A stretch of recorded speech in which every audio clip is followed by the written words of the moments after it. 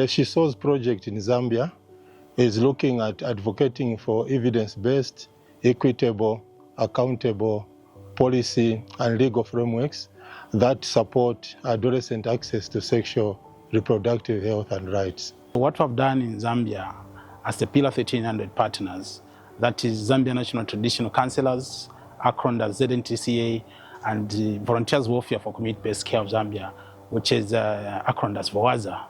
We have done a number of engagements with key stakeholders that are working on the issues of sexual reproductive health and rights. We have been engaging the district health management teams of Chadiza, Kasenengwa, and Mambwe. Those are the project implementation sites, engaging them on issues surrounding access to adolescent reproductive health services. Number one, the issues that we were discussing with them is youth-friendly spaces. How the district health management team is helping facilities in ensuring that there are youth-friendly spaces. And also the issue of peer educators, because we realize that peer educators are playing a very huge role in sensitizing or giving the information to adolescents.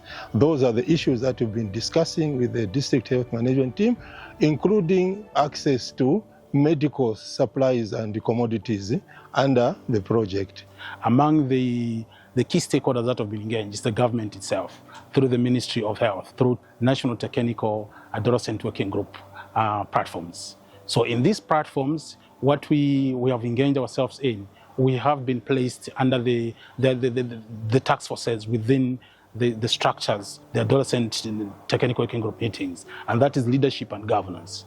Under the leadership and governance, we're looking at the advocacy in terms of lowering up the age of consent for the access to services on SRHR services. We submitted a legal and policy study, which is identification of the gaps in terms of implementation of HRH services for adolescents and young people in Zambia.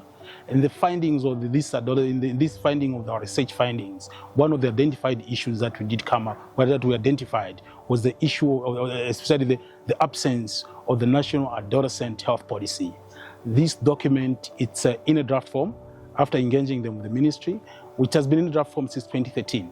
But after having some engagement meetings with the Ministry of Health, we are told that they also did another draft that is in 2021, of which the process is still going on. But we did ask them, why is it this document is not yet out? So the issue which the ministry did mention is that there is a political will to ensure that this document is out. But within the engagement that we've had, we've almost woken up the core of wanting that document to be out.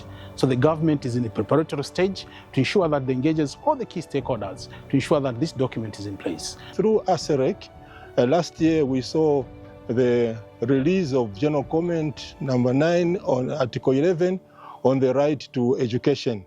In the Civil Society Forum presentation to the committee, they included issues surrounding access to information among adolescents. So to us, we are saying this is a good move, it's a plus, it is a win on our part, and we'll continue to advocate that other stakeholders, including government, continue to release, continue to sensitize schools on the re-entry policy as guided by the General Comment number 9 on Article 11.